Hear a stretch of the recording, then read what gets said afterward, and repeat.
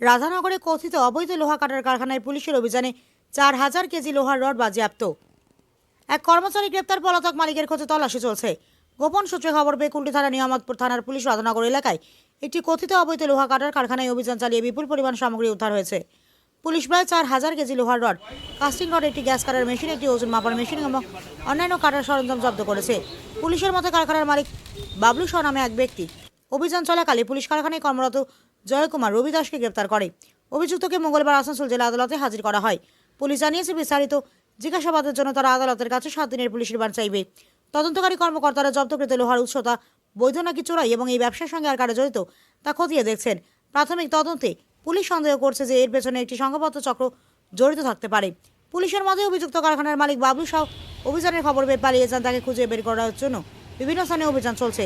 তদন্তকারীরা মনে করছেন তার গ্রেপ্তারের ফলে কথিত অবৈধ লোহা উত্তোলন ও চোরাচালানে জড়িত নেটওয়ার্ক সম্পর্কে গুরুত্বপূর্ণ তথ্য পাওয়া যেতে পারে।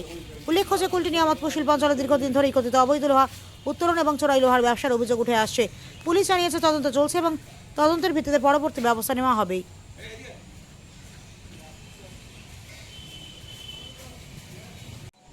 আমাদের দেখো না